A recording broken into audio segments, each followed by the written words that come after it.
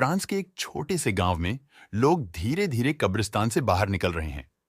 लेकिन जो बात सभी को हैरान कर रही है वो ये है कि ये लोग जो अब जिंदा हैं पहले मर चुके थे। गांव के लोग उन्हें देखते हुए समझने की कोशिश कर रहे हैं कि ये सब हो क्या रहा है।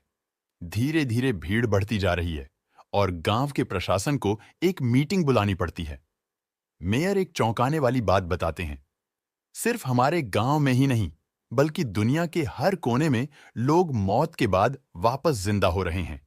अब तक लगभग 70 मिलियन लोग दुनिया भर में लौट आए हैं। इस छोटे से इलाके में यह पुनर्जन्म लगभग 2 घंटे तक चला और लगभग 13,000 लोग वापस लौट आए जो अब गलियों में घूम रहे हैं। कब्रिस्तान के रजिस्टर को चेक करने पर काउंसिल को पता चलता है कि वापस आए सभी लोग पिछले 10 सालों में मरे हुए लोग हैं। ये लोग अलग अलग उम्र के हैं, लेकिन 65% लोग 60 साल से ज्यादा उम्र के हैं।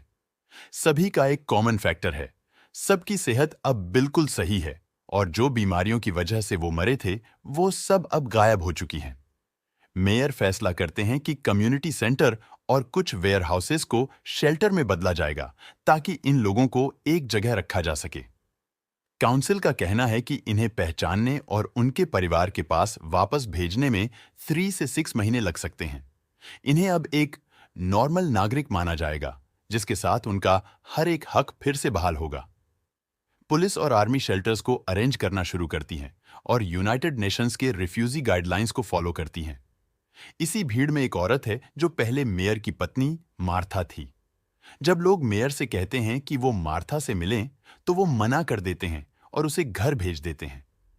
जब वापस आए लोगों को शेल्टर्स में ले जाया जा रहा होता है, बसों में डालकर उन्हें एक जगह रखा जाता है। कभी कभी ये लोग लाइन से हट जाते हैं, लेकिन सोल्जर्स उन्हें संभालते हैं।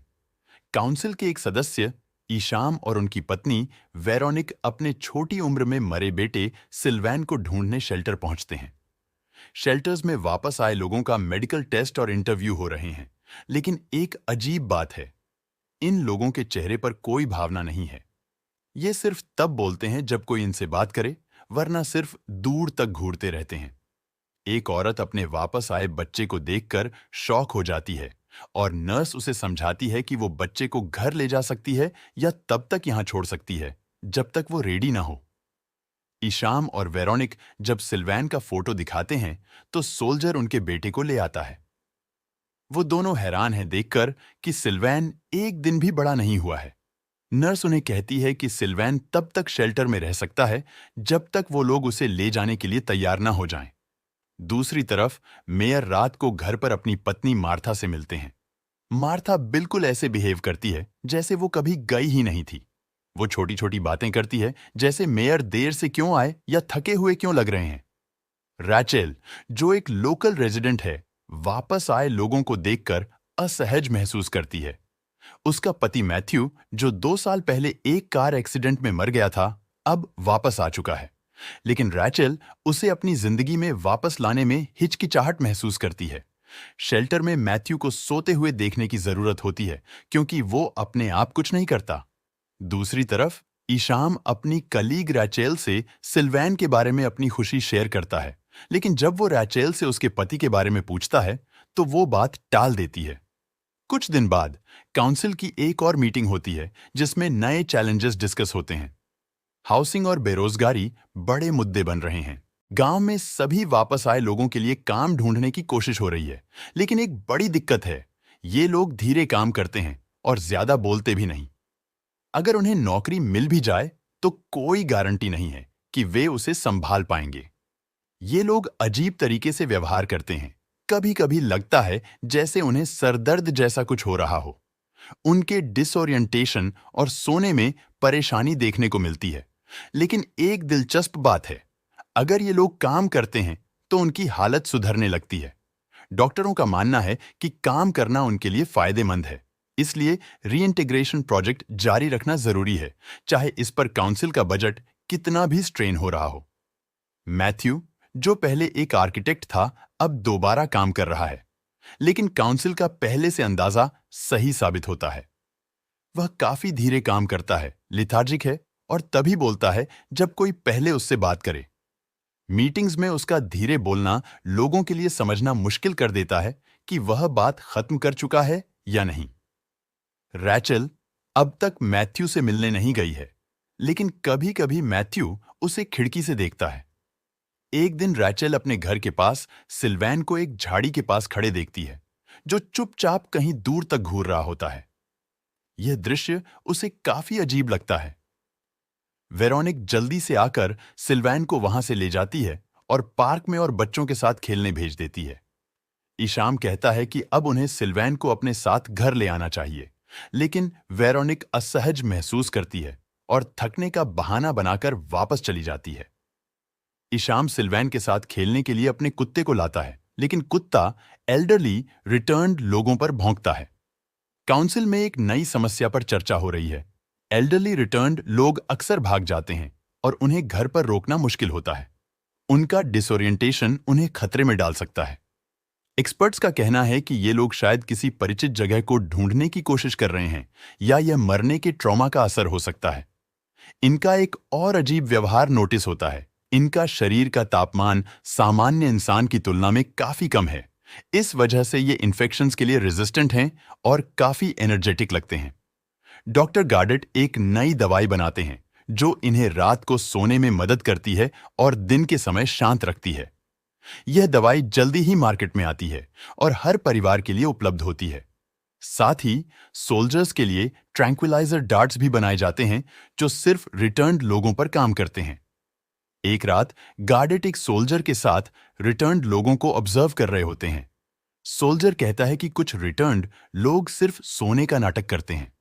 उस वक्त गार्डेट नोटिस करते हैं कि मैथ्यू अपने कपड़े पहनकर फैसिलिटी से बाहर जा रहा है। सोल्जर कहता है कि मैथ्यू हर रात ऐसे ही काम पर जाता है।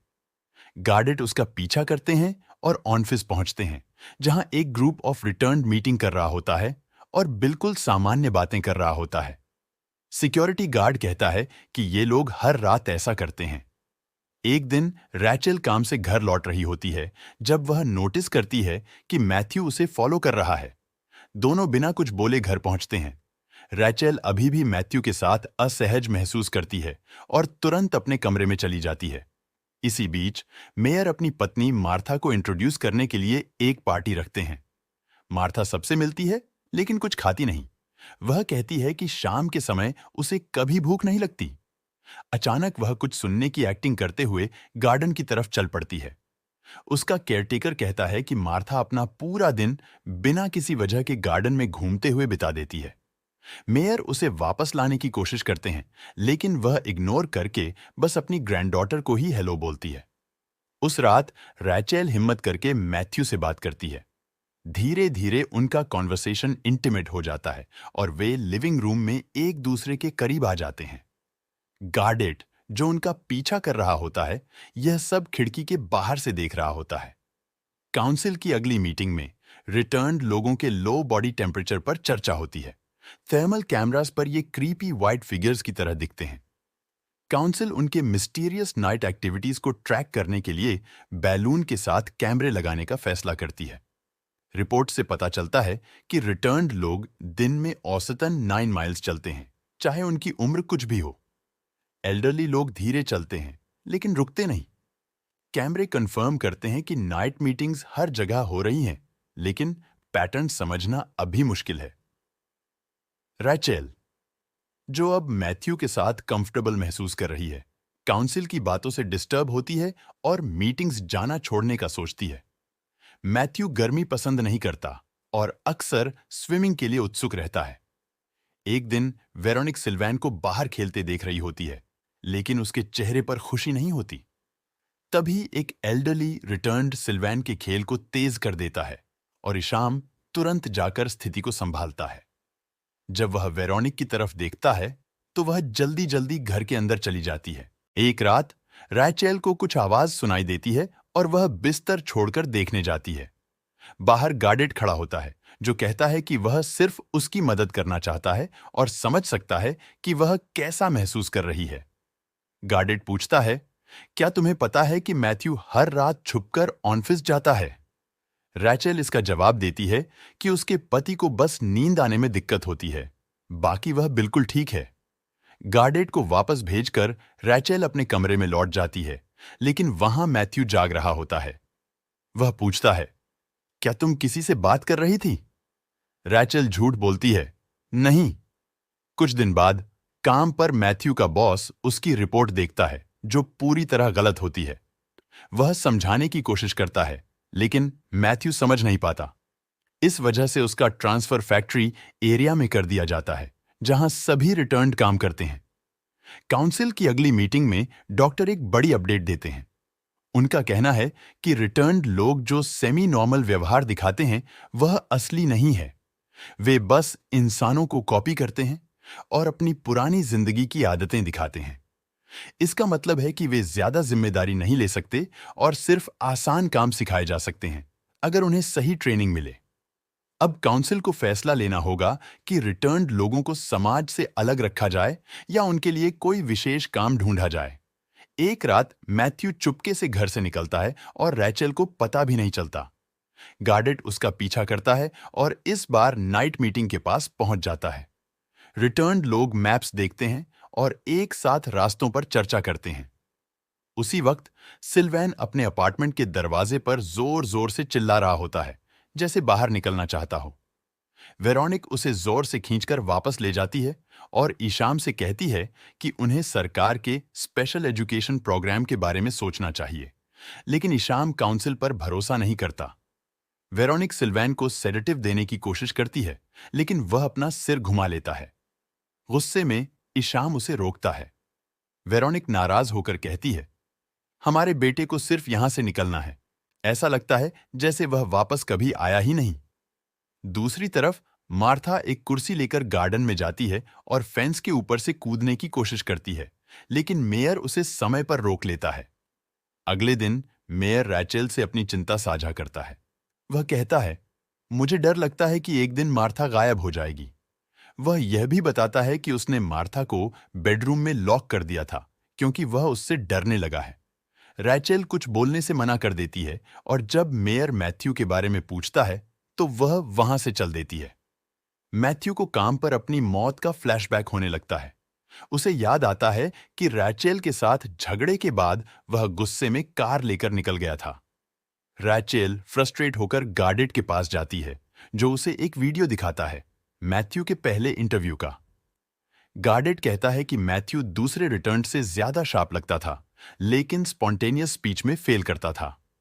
गार्डेट रैचेल से कहता है, तुम्हें स्वीकार करना होगा कि मैथ्यू अब कभी सामान्य नहीं हो पाएगा। घर लौटने पर रैचेल देखती है कि मैथ्यू वहां नहीं है। ईशाम के घर में सिल्वैन बैकयार्ड में एक बुजुर्ग रिटर्न को देख रहा होता है। उसी वक्त मेयर आवाज से जाग जाता है और देखता है कि मार्था बिस्तर से निकल रही है। वह उसे मनाने की कोशिश करता है, लेकिन मार्था उसे वापस सोने के लिए कहकर खुद घर से छुपकर निकल जाती है। पार्क में सिक्योरिटी गार्ड रिटर्न्ड लोगों को भेजने की कोशिश करता है, लेकिन वे अनदेखा कर देते हैं। तभी एक जोर का धमाका होता है और शहर में हर तरफ आग लग जाती है। सारे रिटर्न्ड लोग अपने घर छोड़कर एक टनल की तरफ जा रहे होते हैं, वही योजना जो वे अपनी मीटिंग्स में चर्चा करते थे।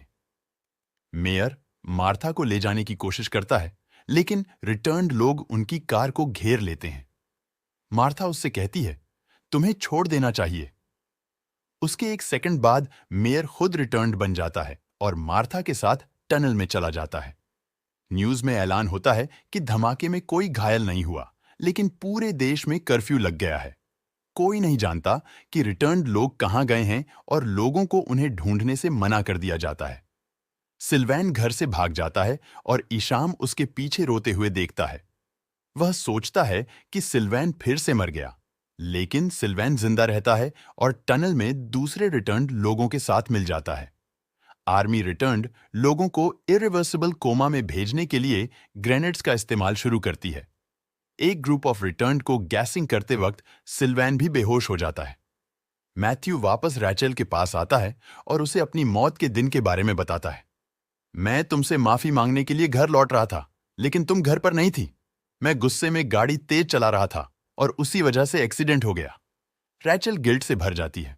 गार्डेट फिर उनका पीछा करता है, लेकिन मैथ्यू और रैचेल एक टनल के जरिए भाग जाते हैं। टनल में रैचल उससे गुड बाय कहती है और अकेली घर लौट जाती है। घर जाते वक्त रैचल देखती है कि सोल्जर्स रिटर्न्ड लोगों की बॉडीज को सेमेट्री ले जा रहे हैं और उनकी ग्रेव्स के ऊपर रखते जा रहे हैं। धीरे धीरे बॉडीज गायब होने लगती हैं